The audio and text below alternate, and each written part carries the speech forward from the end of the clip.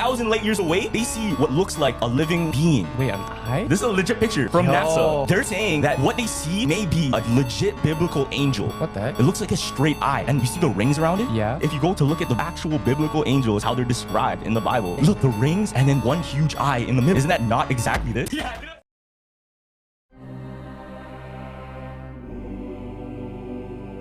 Sa Biblia, ang mga anghel ay nilalarawan bilang mga espesyal na nilalang na nilikha ng Diyos upang magsilbi bilang mga mensahero, tagapagbantay, mandirigma at tagapagpatupad ng kanyang kalooban. Hindi sila ipinakita bilang mga Diyos o dapat sambahin, kundi bilang mga lingkod na kumikilos ayon sa utos ng may likha. Bagamat walang isang talata na naglalaman ng kompletong hierarchy o organisadong ranggo ng lahat ng anghel, may sapat na mga paglalarawan at titulo sa iba't ibang aklat ng Biblia na nagbibigay ng malinaw na ideya tungkol sa kanilang mga uri at antas ng kapangyarihan.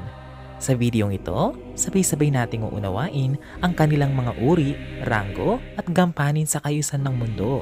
Tara at sabay-sabay nating alamin mga katribute.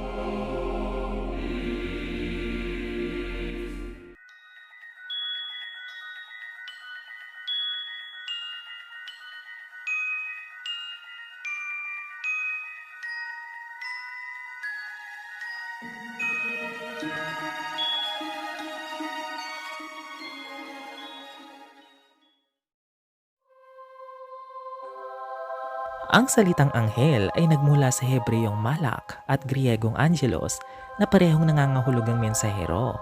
Ayon sa Biblia, ang mga anghel ay mga espiritual na nilalang na may kakayahang magpakita sa anyong tao at makipag-ugnayan sa mga tao kapag kinakailangan.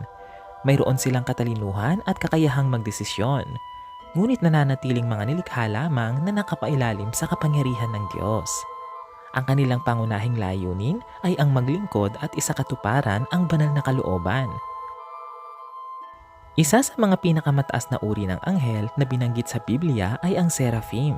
Matatagpuan ang kanilang paglalarawan sa aklat ng Isaiah, kung saan inilarawan sila bilang mga nilalang na may 6 na pakpak at patuloy na umaawit ng papuri sa trono ng Diyos. Ang kanilang anyo ay sumisimbolo sa kadalisayan at kabanalan, at malapit na konektado sa banal na presensya. Sa isang tagpo, gumamit ang isang seraphim ng nagliliyab na uling upang linisin ang labi ng propetang Isaiah, na nagpapakita ng kanilang papel sa espiritual na paglilinis at pagpapabanal.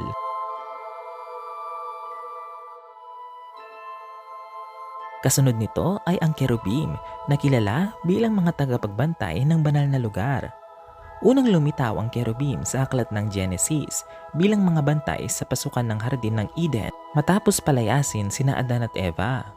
Sa mga pangitain ni Ezekiel at iba pang propeta, inilarawan sila bilang maraming mukha at pakpak, isang anyong malayo sa karaniwang modernong imahe ng mga anghel. Ang kanilang tungkulin ay konektado sa presensya at trono ng Diyos, at makikita ang kanilang simbolo sa Ark of the Covenant bilang paalala ng banal na kapangyarihan at proteksyon.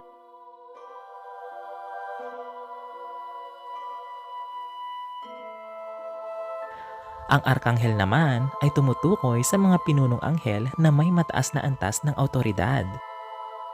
Sa Canonical Bible, si Michael lamang ang malino na tinukoy bilang arkanghel. Ipinakita siya bilang mandirigma at tagapagtanggol sa mga espiritual na laban, partikular sa masasamang puwersa. Sa aklat ng Daniel at Revelation, inilalarawan siya bilang isang makapangyarihang pinuno sa hukbo ng langit. Ang kaniyang papel ay nagpapakita na may mga anghel na may tungkuling manguna at magbantay sa malawak na espiritual na labanan. Bukod sa mga ito, madalas ding banggitin sa Biblia ang mga messenger angels, ang pinakakaraniwang uri ng anghel na nakikipag-ugnayan sa tao. Sila ang nagdadala ng balita, babala o direksyon mula sa Diyos. Halimbawa nito ang anghel na nag-anunsyo ng kapanganakan ni Jesus sa bagong tipan. Pati na rin ang mga anghel na bumisita kay Abraham at gumabay kay Lot palabas ng Sodoma.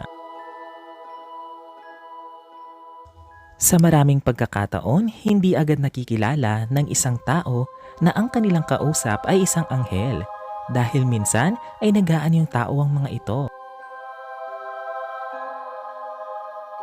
Isang natatanging karakter sa lumang tipan ang tinatawag na Angel of the Lord. Sa isang talata, ang nilalang na ito ay nagsasalita na para mismong Diyos at tumatanggap ng paggalang na higit sa karaniwang anghel. Lumitaw siya sa kwento ni Moises sa nagliliyab na palumpong, pati na rin kay Hagar at Gideon. Dahil sa kakaibang paglalarawan, may debate sa teolohiya kung siya ba isang napakataas na anghel o isang direktang pagpapakita ng banal na presensya.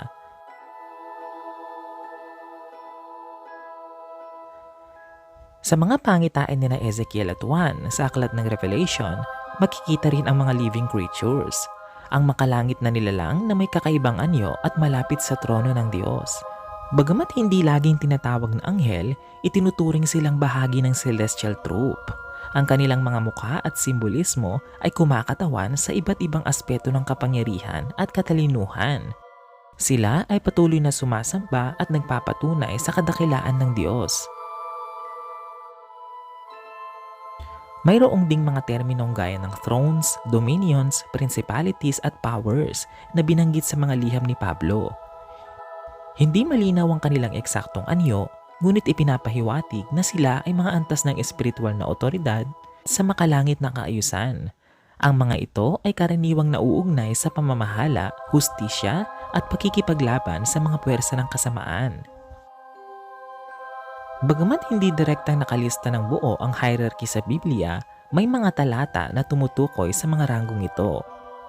Ang thrones ay itinuturing na pinakamataas sa pangalawang hanay ng mga anghel.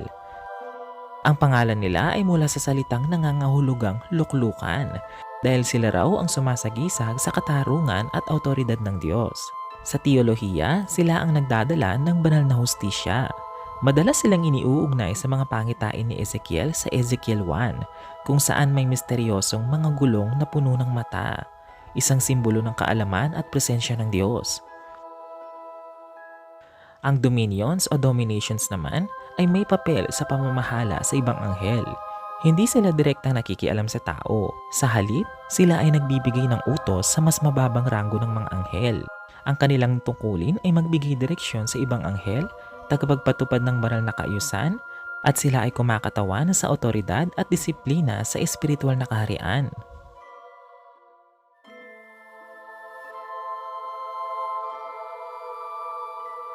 Ang principalities naman ay kadalasang iniuugnay sa pamamahala sa mga bansa at lungsod.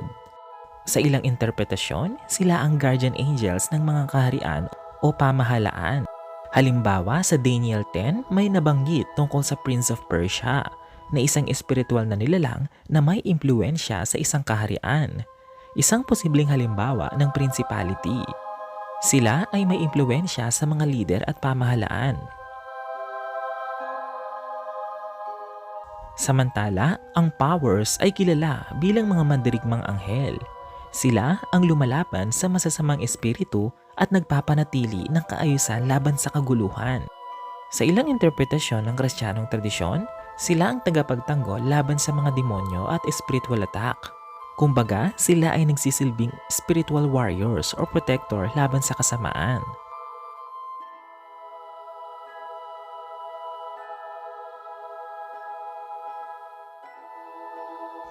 Mahalagang tandaan na ang Biblia ay hindi nagbibigay ng kumpletong hierarchy ng lahat ng anghel sa iisang lugar. Ang konsepto ng detalyadong ranggo ay nagmula sa pagsama-sama ng iba't ibang talata at interpretasyon ng mga eskolar sa kasaysayan ng teolohiya.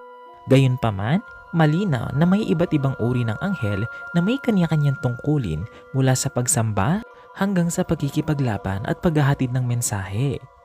Sa kabila ng kanilang kapangyarihan at misteryo, ang kanilang pangunahing layunin ay manatiling lingkod ng Diyos at katuwang sa pagsasakatuparan ng kaniyang plano. At ayon sa Biblia, sila ay may malinaw na layuning pangkaayusan at banal na misyon. Kayo mga katribyu, naniniwala ba kayo na tayo ay ginagabayan ng mga banal at makapangyarihang nilalang?